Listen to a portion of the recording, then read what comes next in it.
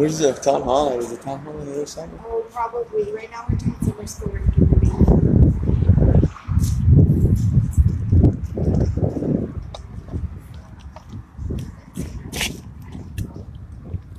All right, everybody. I'm gonna try to figure out how to get into this Escobar town hall meeting. Looks like they're about to start summer school over here for the day.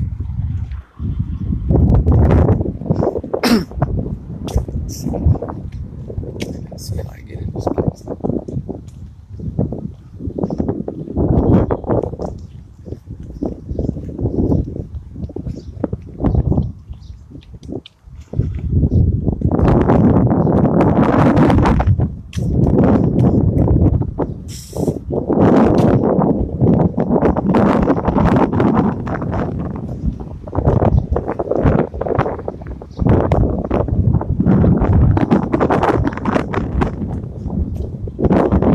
Found our entrance.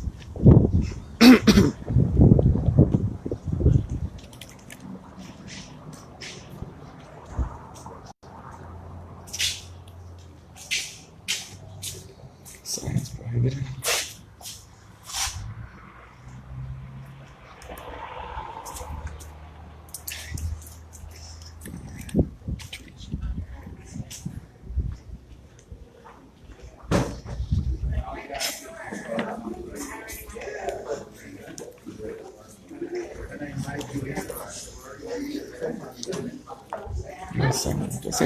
The general sign is over there. And what is this? This is to ask a question. Okay. Hi. Where do I sign? I'm good. How are you? Good. Good. Let me sign in.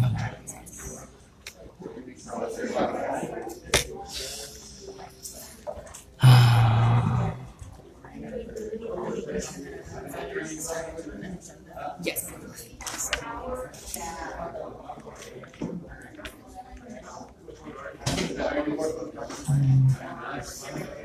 What is this? How did I hear about the event? Yes. Let's see. And there's just a packet with legislative updates and roll call. All right. Thank you so much. If you're going to be speaking during the thank you.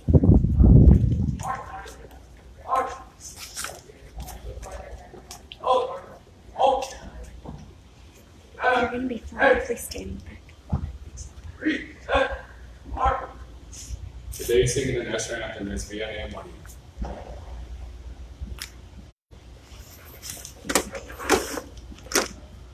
Oh, say, can you see by the dawn's early light what so proudly we hailed at the twilight's last gleaming, whose broad stripes and bright stars through the perilous fight o'er the ramparts we watched were so gallantly streaming.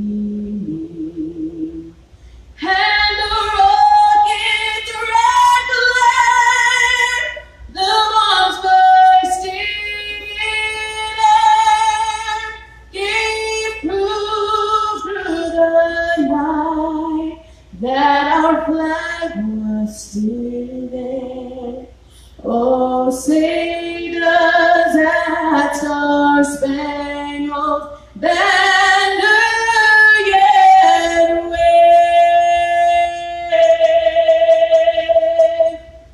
o'er the land of the free and the home of the brave.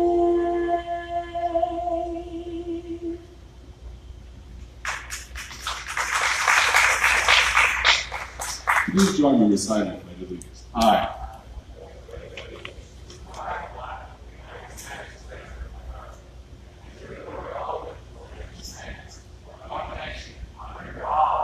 Indivisible, with liberty and justice for all.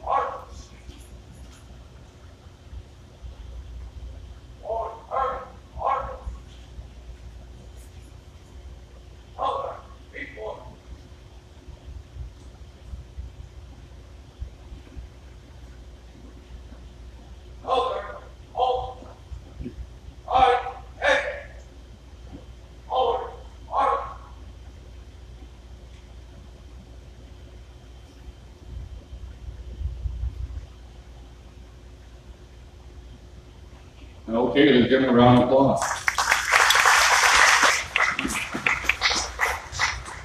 Okay, please have a seat. And before we start, for those that are in the military and retired know that I'm going to give you some of those engagement here for this event.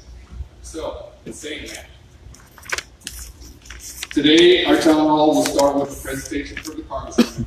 After her presentation, she will hear from people who signed up to ask questions at the sign-in table at the entrance. You will be called up in the order you signed up. We will call 3 speakers at a time. When your name is read, please walk over to this podium right here and line up in the order you call. Each speaker will be given 2 minutes to ask their questions. When you want to hear from as many speakers as possible, so please be mindful of your time limit. When you hear a beep, when your time is up, if you run out of time and you are not able to get to your questions today, Congresswoman Escobar's team will call you on Monday to hear your comments or address any questions you may have.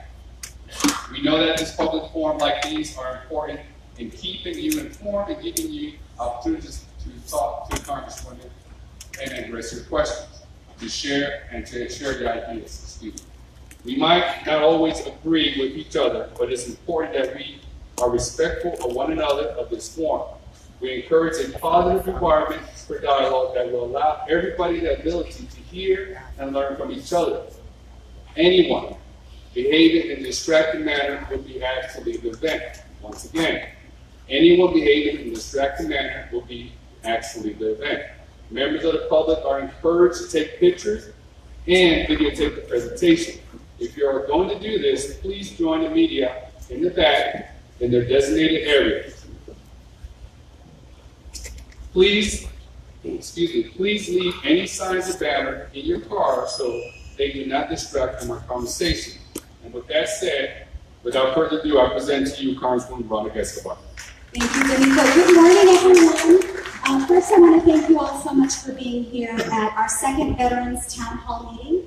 We have quarterly Veterans Town Hall meetings so that we specifically are available to address your concerns if you're a U.S. veteran or a family member of a veteran. And we have great folks on staff and manning the tables to help veterans with their issues specifically. But before I get to who is at the tables, I want to thank the folks who made today's town hall meeting possible. I first want to thank the El Paso County Constable Team Precinct 1. Please help me give them a round of applause for making sure that we all stay safe. Let's thank Vianney Molina, our national anthem singer. Vianney, that was so gorgeous. Thank you for sharing your incredible talent with us. I'd like to thank the leader of the Riverside JROTC, Cadet Kevin Ortega. Thank you, gentlemen, so much for beginning our meeting, starting it off. I also want to thank Daniel Burani, who's the principal of Riverside High School, who opened up this facility for us today.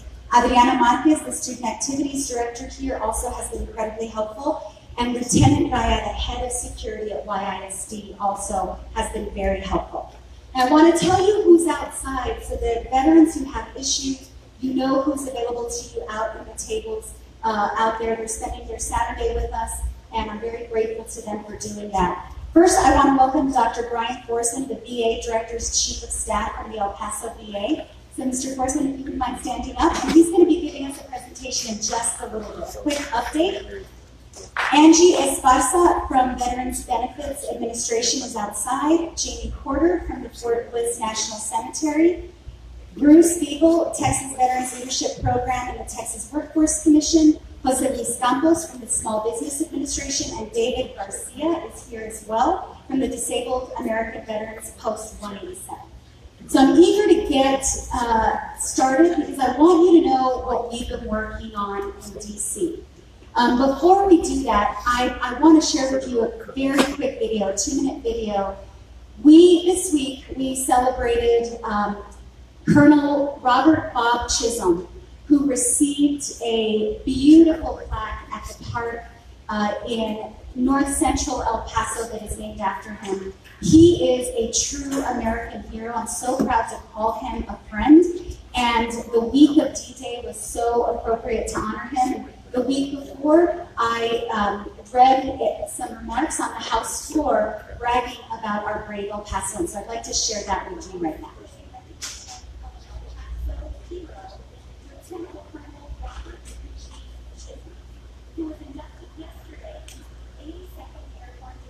Okay, we can't hear it, so sorry about that. Essentially, he is a very decorated war hero. We are very fortunate to still have him in El Paso, still have him with us. He's a vigorous, wonderful, kind, humble man. We are very happy to honor him. Okay, next slide.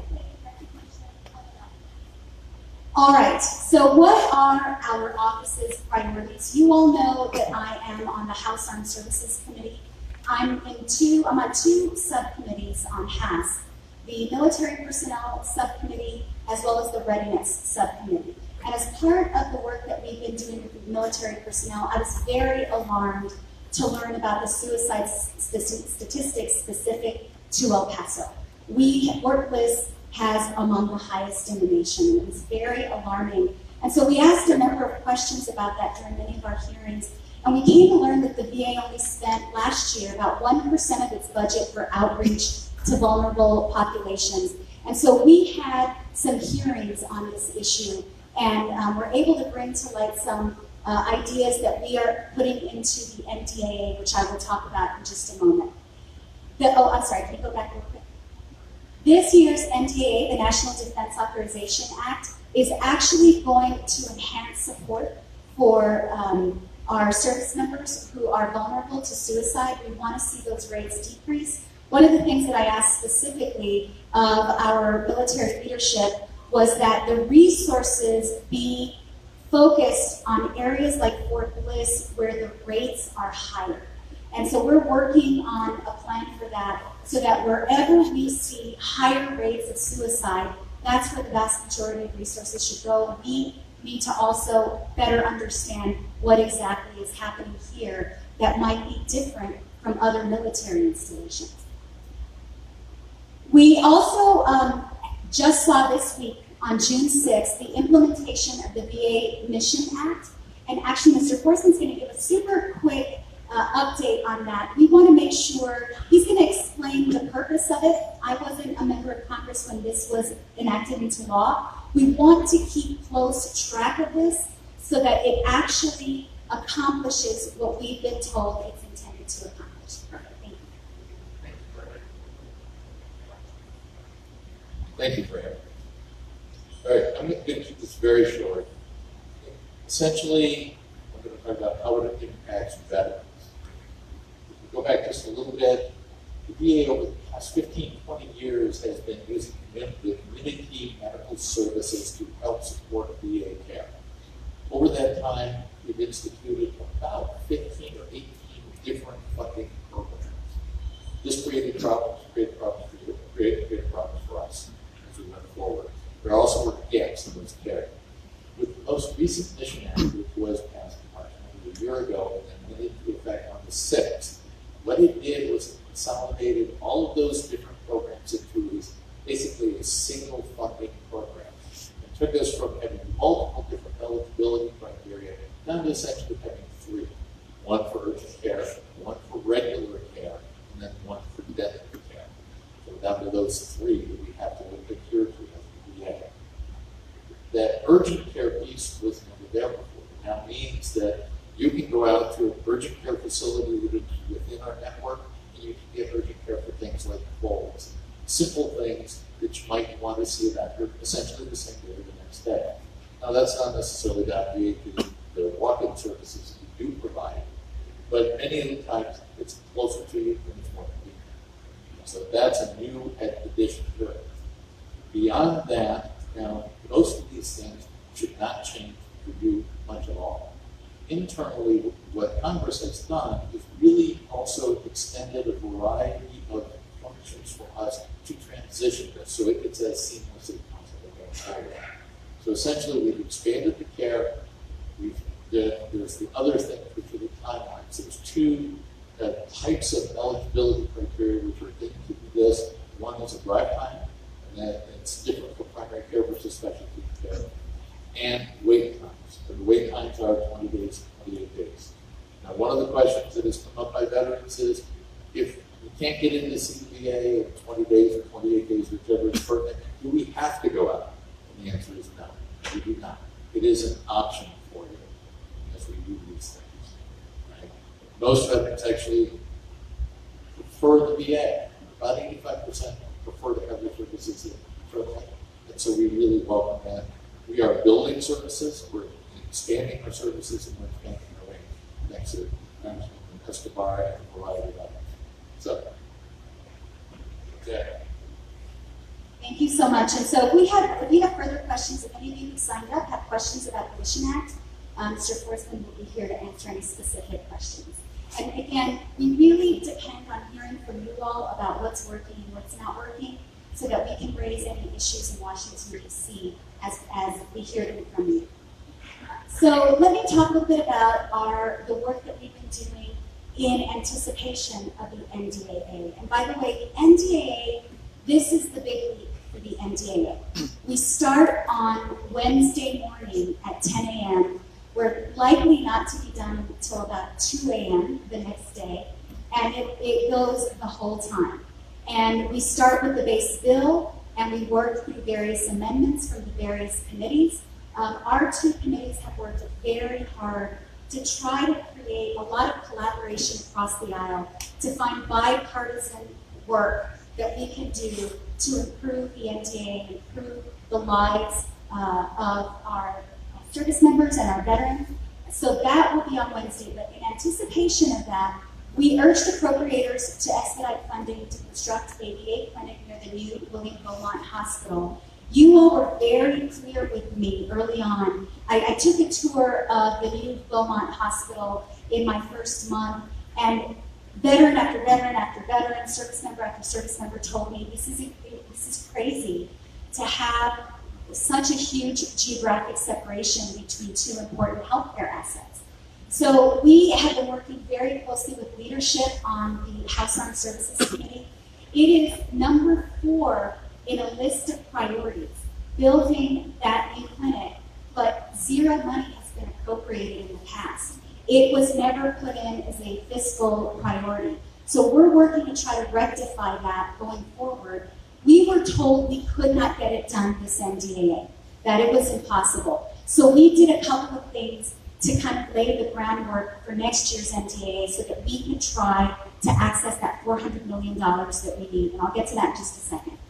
We also encouraged appropriators to increase funding for supportive housing for homeless veterans. That's something that, even through my own work as county judge, I learned a significant amount about, especially veterans outside of the city limits who don't live within the city of El Paso, who live in some of the smaller communities like Fabens or Montana Vista, that they are probably would have more need than most others. And so we were advocating for that. We also advocated for implementation of a women's health transition assistance program for soldiers leaving service. We co-sponsored, this is a very, very quick snapshot of the legislation that we co-sponsored. This is not an exhaustive list. Many of the bills that we co-sponsored have come directly from veterans here in El Paso, and I'm looking at you, Mr. Garcia, especially. You all have done such a tremendous job, and I want to thank you for raising the issues about bills that should be on our radar. I also have some really wonderful colleagues on both sides of the aisle who frequently reach out so that we co-sponsor each other's legislation. We have a full list that we'd be happy to get to you because, again, this is just a quick snapshot. Okay, so this is a quick snapshot of some of the bills that were passed in the House. All of these bills, as you know, once they make it through committee, once they make it through debate, once they get on the House floor, once we vote for them, we then send them over to the Senate. We have been urging our Senate colleagues to please take up the legislation that we have been sending them that's been piling up at the door of the Senate Majority Leader. Okay, so let me tell you what we were able to get into the NDAA. And again, these I consider some really good foundational wins. I was sworn in January, and so we had a very short period of time to try to get as much as possible into the NDAA for Wednesday. So the DoD-VA medical partnerships, there is actually language in there that mentions William Beaumont and how co-locating our healthcare assets actually improves readiness for soldiers. And so we laid the foundation. There's going to be a report that we're going to have issued. That is going to be the foundation for next year's NDAA. So our hope is once we have this in hand through this NDAA, the reporting about the benefits for readiness, then we will be in a much better position to ask for the $400 million needed for the clinic 1 year from now. We also worked with our partners on other committees. Advanced manufacturing has got to be the future, especially for our soldiers out in the field. The work with additive manufacturing, if you've never seen it, and I didn't really understand additive manufacturing until a few years ago, and UTEP is a national leader in additive manufacturing. It's essentially 3D printing.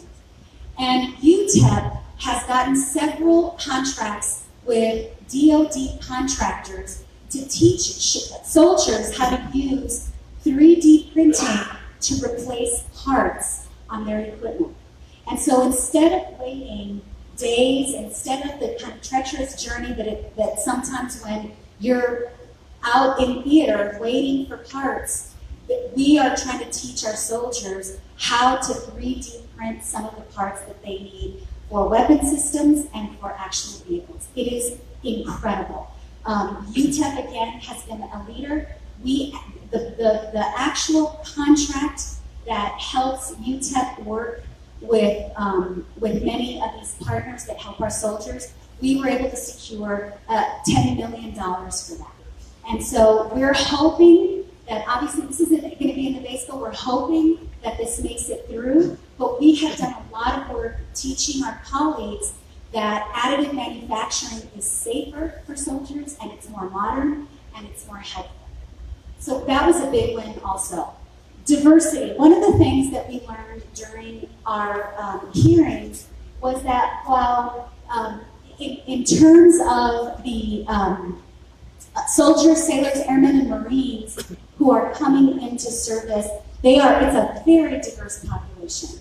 Where we're not seeing diversity is at the top levels. Not as many opportunities for women, not as many opportunities for minorities. And so we asked for reporting and an evaluation of how we can make the military more competitive so at the very top ranks it looks as diverse as it does elsewhere. And so we got that into the NDAA.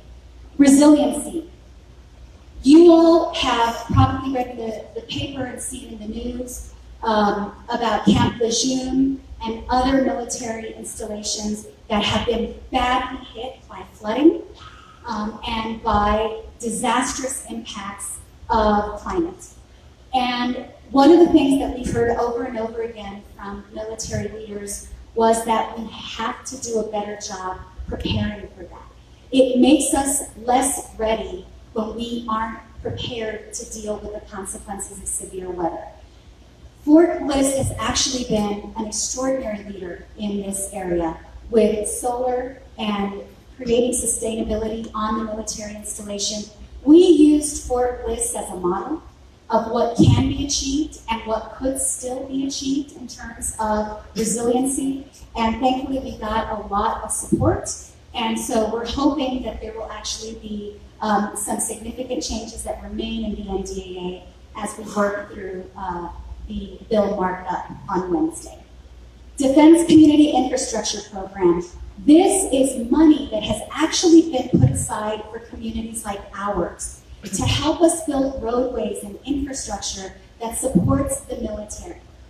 The money has been there, but there's not been an agency that's taken up the charge.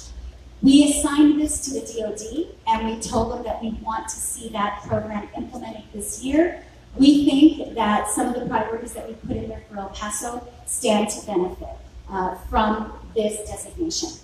And then finally, one of the things that we heard from, this came directly from the Hispanic Chamber of Commerce, who told us that the Department of Defense was moving some of its small business advocates out of Fort Bliss and to other parts of Texas. That hurts small businesses in our community who are trying to do business with the Department of Defense. And so I spoke with colleagues, told them that if it's happening in El Paso, it could happen to them. We need those advocates so that we keep small business growing in El Paso, that we have small businesses that are able to seize on the opportunities of government contracts. Those advocates play a key role, and so we're hoping that we're able to save those advocates for communities like El Paso through this priority. Okay, so our Armed Service Committee highlights. We've had oversight hearings, and again, this is just a snapshot. Medical malpractice issues, we learned heartbreaking stories from soldiers and their families who were the victim of medical malpractice, who were prohibited from suing the federal government. We're working on trying to change that. We heard about Army modernization, resiliency, nuclear priorities. We're working, as I mentioned, on military and veteran suicides, proposed reforms to the military personnel system, and military sexual assault review process reform. Here in the district, we depend a lot on the outreach that happens through two main avenues. Number one, we have our Veteran Service Organization meetings where we hear from our veteran service organizations. If you're a veteran and you don't belong to an organization, I would highly encourage you to do so. They are great advocates. They are consistently fighting for the issues that you all face, and they're a direct line to us and legislation and funding that you all need. Also, our Texas 16 staff attends as many veterans events as possible in order to make sure that we access veterans so that we can get casework done and that we're moving concerns through the system. But we can't attend an event unless you tell us. So if you are hosting a veterans event or if you know of a veterans event, I'm asking that you please call us at 541-1400. Benito Torres, who is over there in the corner, who is our MC, he is our lead on all military issues, and he's always delighted to attend events for veterans. So please let us know. Also, I want to tell you about a project that we're launching that we would love your participation in. District staff and interns are going to be videotaping interviews with our El Paso veterans. We want to hear your stories, we want to preserve your story, and we want to share your story. The interviews are then going to be sent to the Library of Congress for preservation and for viewing. We're also going to look for other avenues with which to share these great interviews. We're going to have a community training in August at the end of the summer. We would love your participation. We want to record your story and preserve it.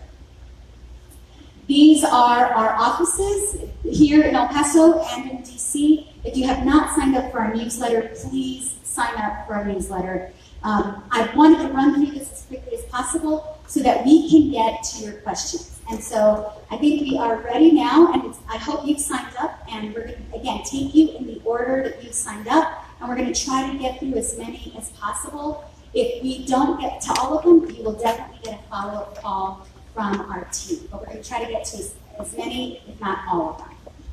So Benito will call up names 3 at a time, or MJ will. David Garcia, Art Slade, Robert Rodriguez,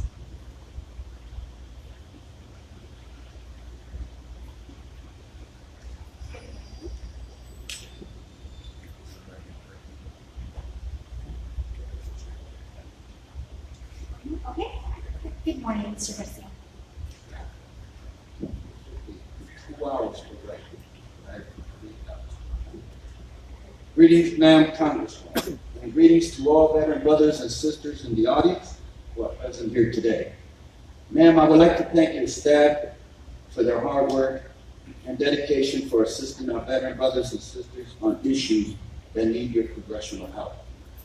Especially your legislative team. You can see we received multiple House bills for you to co-sponsor pertaining to veterans benefits. And thank you, ma'am, for the many bills you have co-sponsored at the present time. But more needs to be done. And we urge you, ma'am, to continue to co-sponsor more legislative bills that will better the quality of care and benefits for veterans here in El Paso and throughout the United States. Ma'am, I have a concern on the caregiver program, which I've been researching under the Caregiver and Veteran Obesity Health Service Act of 2010, under Public Law 111-163, which was signed into law on 5 de Mayo 2010, which was intended for the OIF veteran who served on or after September 11, 2001 for injuries include TBI, psychological trauma, and other mental disorder incurred and aggravated in the line of duty on active service.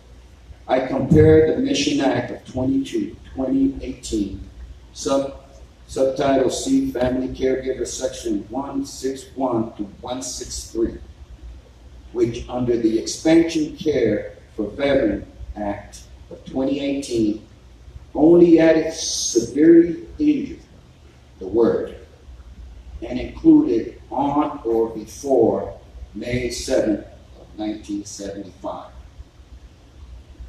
with the Public Law 116-163. And the injuries are the same, which many veteran family members will not qualify for those benefits under this program due to nothing was mentioned on illness, which most veterans suffer from more than illnesses. Now let's not leave out those who are accountable for these illnesses and injuries, which is the Department of Defense, which consider presumptive illnesses which VA treats, i.e. Agent Orange, Gulf War, exposures, and burn pits, which is not even considered yet as combat-related injuries.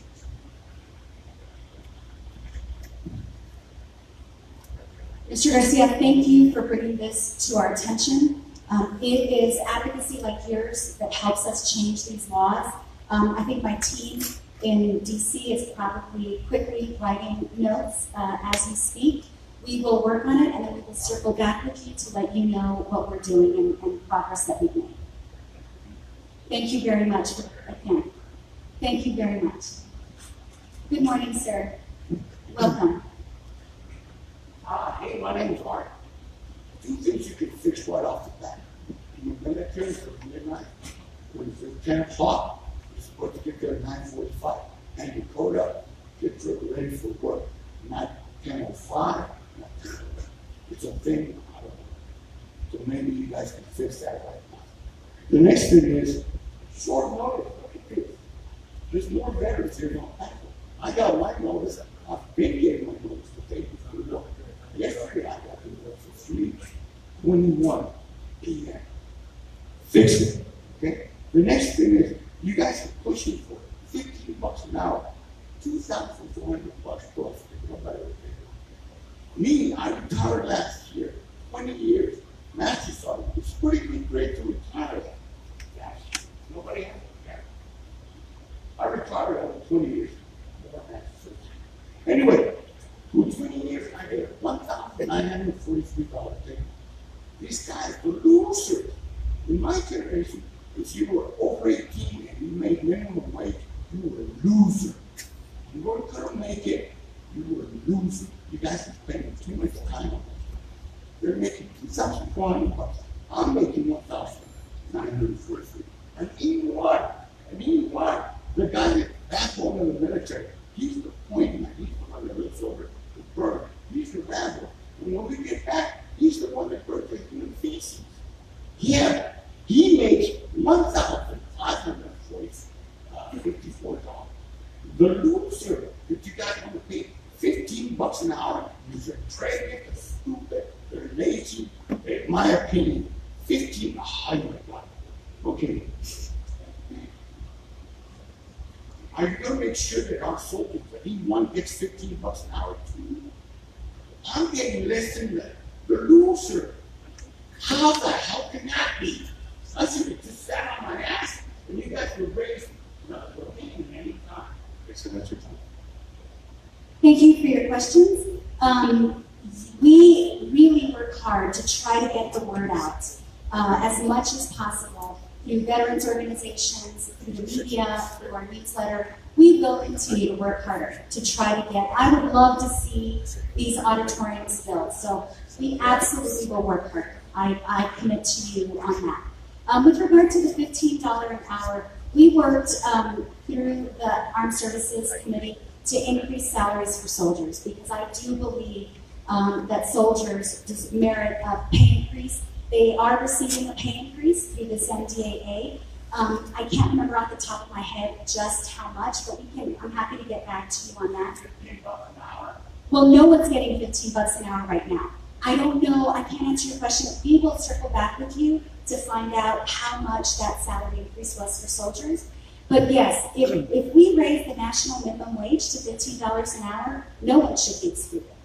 Thank you, sir. I appreciate your question. When I was at the county, I supported cost of living adjustments for retirees, because I believe our retirees need to have a living wage.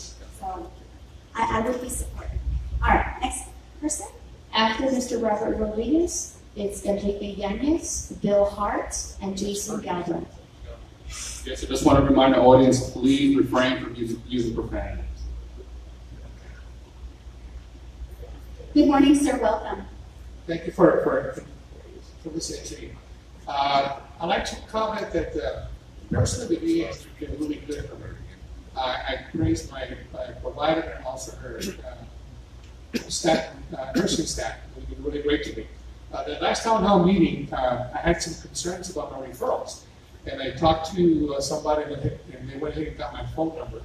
But since then, I have not received a phone call to help me on my referrals. I did talk to the doctor, before this meeting, so I take care of things. Another thing too that really concerns me is the type of record keeping that we have.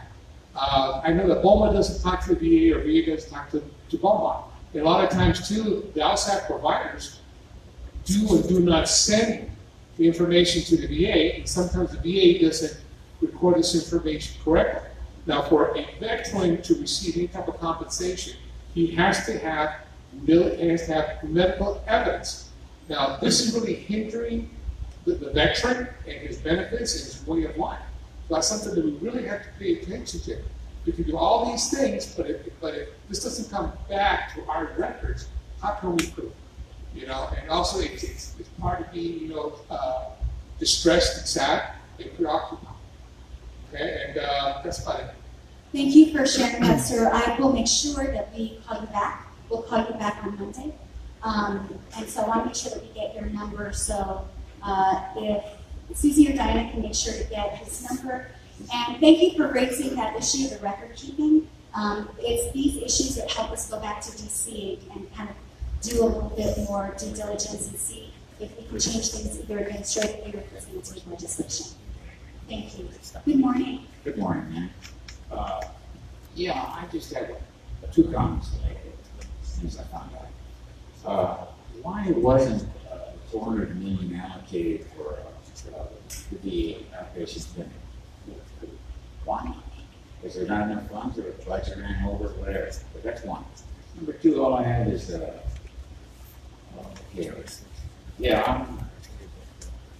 going to get a compensation and pension hearing. And they're sending me out to the community. I don't mind that, but we've got several doctors out there at the VA that we've always gone to. I've gone to in the past. The gentleman from the VA is here. Mr. Foisman, is he still here? Yes.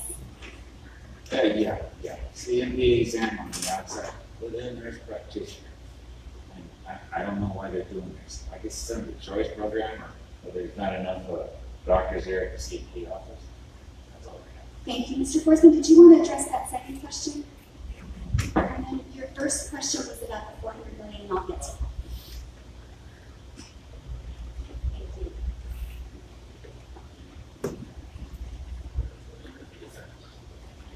Oh, yeah. I recently filed for a little bit more disability. Okay. Mario, 3 years ago. Anyway, they're sending me out to the community to see a nurse practitioner in my competition protection inquiry. I don't know why, but I'll do what they tell me. I understand. Part of our challenge right now, as the director he said, is space. If we don't have the space, we can't put a practitioner in. So what we try to do with this goes to our community care services as well, is give them an expedited care of those instances. So with the number of individuals, we may have somebody who can do it, but they're booked out. And we want to get them evaluated or not to the CBO, so we have to go integrated as quickly as possible. Thus, we use resources. What we were told, sir, about the original appropriation was that the request to move the VA was not made at the time of the request to build the hospital was made. The good news, and as frustrating as that is, believe me, I completely understand and it's unacceptable. There is land right next to the new building in Beaumont. There are hookups, electrical, plumbing, etc., so it's ready to go. Part of what we've done with this NDAA this year, that land will not be able to be used for anything else. So we're essentially putting a hold on it. We're having the report done on how this would increase readiness. Beaumont is named specifically, and I'm hoping next year we can get that $400 million. Follow-up question. Do you think we'll ever see a VA hospital here in El Paso, Texas? You know, I've heard a lot of folks advocate for that. There's not a lot of support in Washington for that VA, and so for a new VA hospital. I would love to have one in El Paso, and I do believe that we have the need and the population. You know, we were told that when I worked at the county, we frequently were told there's no need for this service line, or there's no need for this kind of clinic. And then we later discover, oh my gosh, there's an enormous need.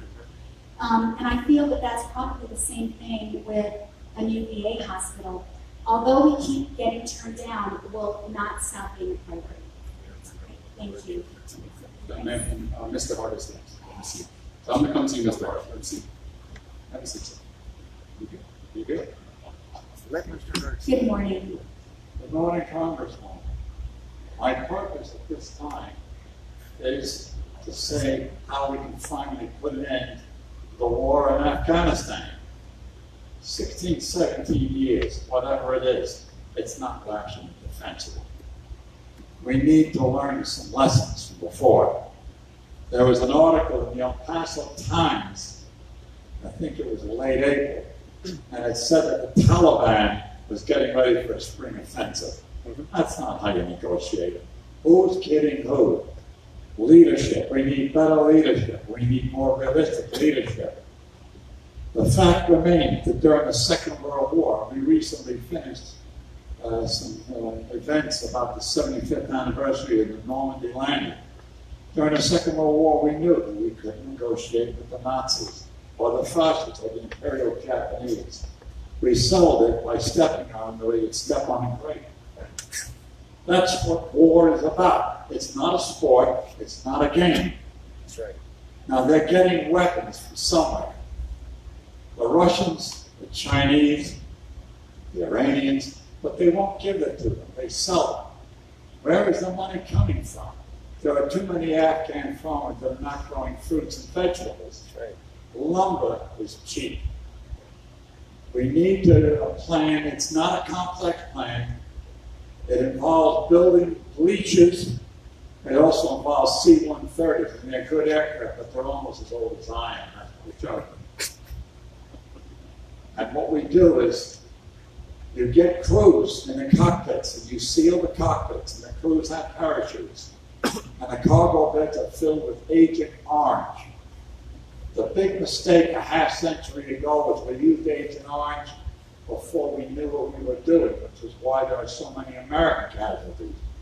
It's a half century later. Now we know what we're doing. The cargo bed should be loaded with Agent Orange.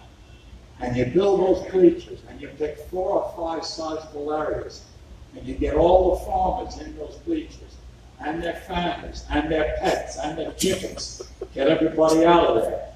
And you tell them, you're not growing fruits and vegetables. You're providing weapons for our enemies. And when that's done, the aircraft drops the Agent Orange, and then our people say, you can't grow anything for 20 years. And the word gets around, no money, no weapons. Thank you, Mr. Hart. I have very similar concerns as you do about no end game, or at least Congress not knowing what the end game is, and not having a plan. We had, some of my colleagues and I had the same deep concern about Iran. And during one of our classified hearings, we wanted to know what is happening, why, is there an end game? Is there a plan? Will this be yet another war that we could potentially enter into without knowing how we would one day end it? I want you to know it's a priority of mine to make sure that we number one, that we regain the war powers as members of Congress. It should lie within the people's house. I think too much power has been, over the years, over various administrations, been given up to the president and the White House. We need to reverse that. We need to have an end game. We need to have a plan. And we cannot enter into skirmishes with people based on the evidence that I have heard so far in classified hearings about war. Thank you, Mr. Hart. The Agent Orange. Thank you for sharing that. After Mr. Galbraith, our last question will be for Mr. Marvin Shaw. Good morning, sir. Welcome. Hi. This question is not about the VA. I get all my care at the VA. I have an appointment Monday, and they never let me down. It's about impeachment. Wouldn't we have a better chance at impeachment if we waited until 20 or more Republican senators have voted to override a couple of the president's vetoes? Maybe on something like the Mexican tariffs? Thank you for your question. So I don't know how many of you in here have read the Mueller report. I have read it, and it is very alarming for a number of reasons. In the first part of the Mueller report, one of the things that I learned, and we knew this already, we knew this through what was being reported publicly, there were a lot of Russians who were connecting to the president's family and his campaign team. And along the way, they made various offers. And there was information shared, there was polling data shared, and never once did the president's campaign team or his family alert federal law enforcement that we were being contacted by the Russians and that they wanted to influence our elections. As I read part 2 of the report, I saw example after example after example in that report that talked about the ways that the president tried to obstruct the investigation. When I finished reading that report, in my head, I felt like I had all the information I needed. I do want the full report. I want all the underlying evidence. We've learned more since little trickles have come out, more that's been even more damaging. And the report very clearly states that it's really Congress's role to take the next step. I agree with you in that it would be much easier to have the conversation about the attack by a foreign adversary on our country, what we do to protect ourselves in the next election, because they are still at work and they were wildly successful in our last election. And number 3, holding people accountable who made us vulnerable to an attack by a foreign adversary. Sir, excuse me. Sir, please, everybody respected you, sir, when we were answering your question. Sir, he asked me a question, I'm going to answer his question. Yes, it would be probably more likely, but I've been asked by my judiciary colleagues, and I've been asked by the media, and I've been asked by my constituents, and I do feel it's time to open an impeachment inquiry. Thank you, sir. And Mr. Sotomayor, good morning. Oh, sorry, Mr. Marvin Sheftoff. Good morning, sir. Welcome.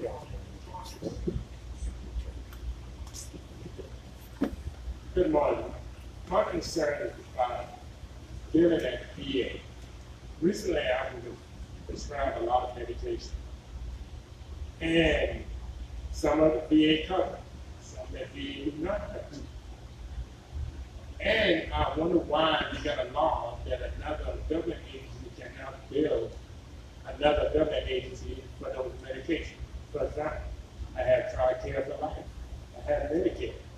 But VA said they cannot bill Medicare or TRICARE for life. I wonder if we can get that law changed. Sir, we need to get your number so that we can call you back on Monday and get even more information. I would like to dig into that. Thank you so much. Oh, okay, my MLA, Alex in DC is actually, Benito reminded me she's looking into that.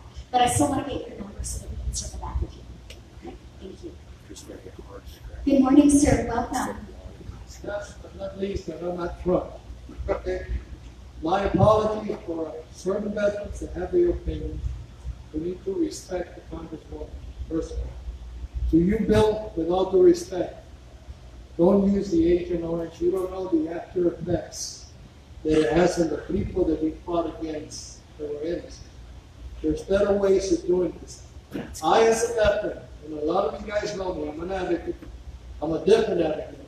The government doesn't owe me nothing. I appreciate what they're doing. The VA is trying. I had a conference call they came out with a new program for their choice and everything. The only thing the VA needs to do, and I've been bugging them for a long time, communication, put it up. We can go to the va.gov.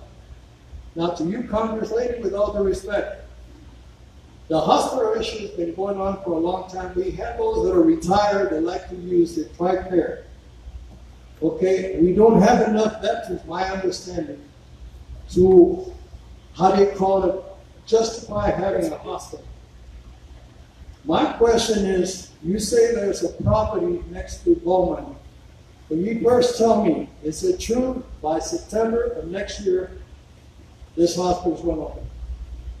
Thank you, Mr. Sotomayor. That's what we're being told, right? The September 2020 is still the date. We're keeping close tabs on it.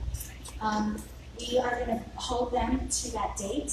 We will keep you posted. I'm glad you mentioned it. We will put it on every PowerPoint slide from here on out, anticipate opening date. And if it changes, we will be the first to let you know. I understand that it's finished right now. They're doing all the testing. That's why the issue is going on, because they overspent. What we were told was that it was a problem with, they did overspend. They did overspend. And they said that it was a result of the type of procurement.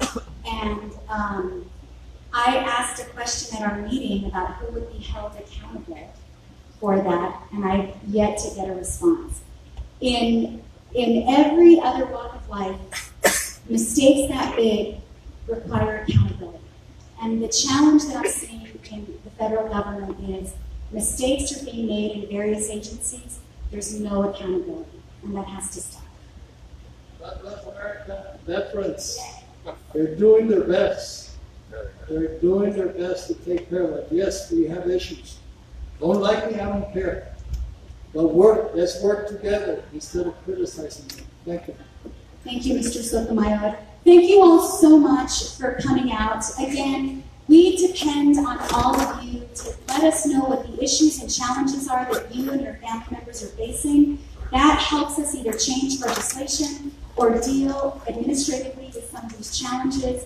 I look forward to our next Veterans Town Hall meeting. We have a general Town Hall meeting at 1:30 here in the same spot. You're welcome to come back. We'd love to have you again.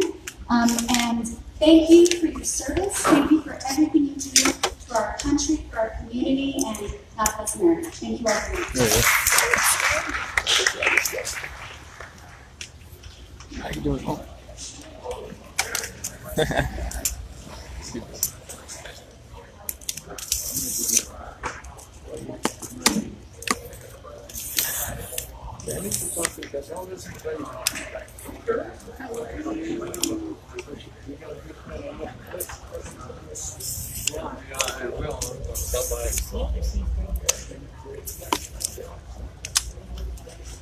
Well, it says don't distract. And the question should be on subject. Well, it says don't distract from the conversation. That's what I read. Okay, well, thank you for your service. I'm a veteran too, just like you. It should be stay on subject. How you doing? How are you? All right, I'm from Sun City Live Streams. I was listening to your comment about when she mentioned about the impeachment. What do you think about her ideas of that? I saw you got a little bit upset. She's a Democrat, man. Yeah. I hope they put it. I mean, it's a year and a half before he gets reelected. Yeah. If they do it, they're gonna give us a slow pitch. Yeah. You know what I'm saying? What you suppose because she's Democrat, that's why she keeps saying the talking point about impeach and Mueller report and They remind me of the hippies when I was growing up. You know, make love, not war. Everything's free. Smoke gas. You know, everything's free. And that's what they are. $15 an hour for sitting on your ass. Come on. You're pregnant and you need minimum wage to make a house. That's so they need to. It's almost like they're spending 80 or 90% on the losers. LBG, 100,000 people in a month, whatever.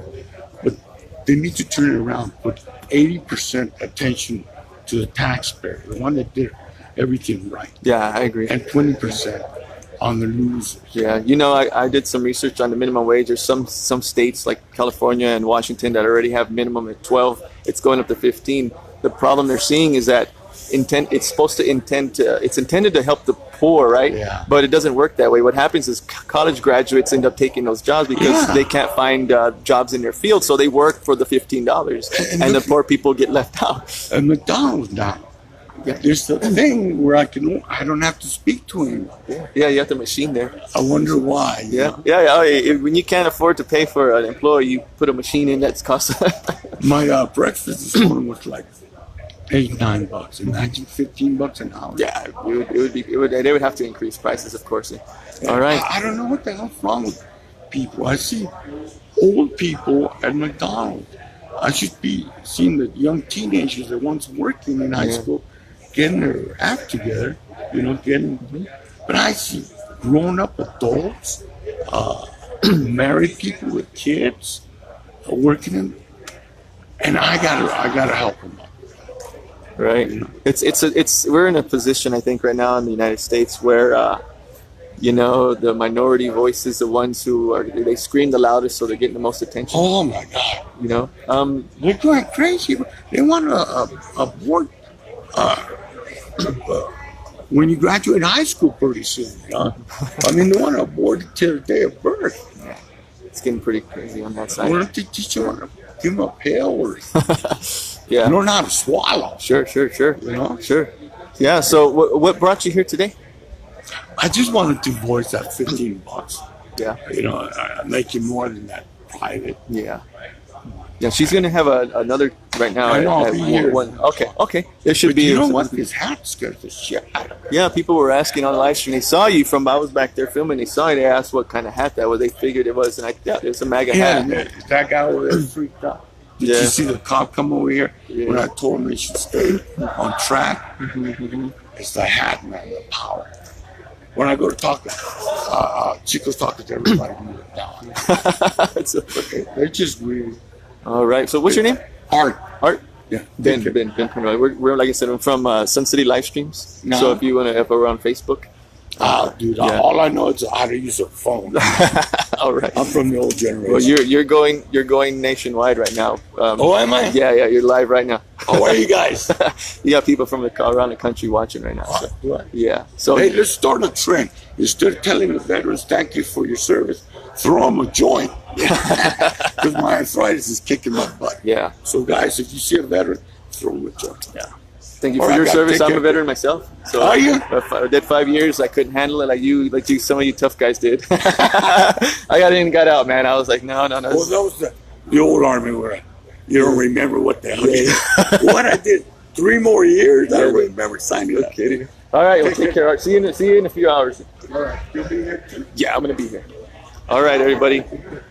There you go. Art said he's gonna be here for the this afternoon, and I'm gonna end this transmission, and we're gonna interview Mr. Sam Williams, who's right here. He is an independent. He's gonna be running for Congress, and we'll bring that to you shortly. So I'll see you later.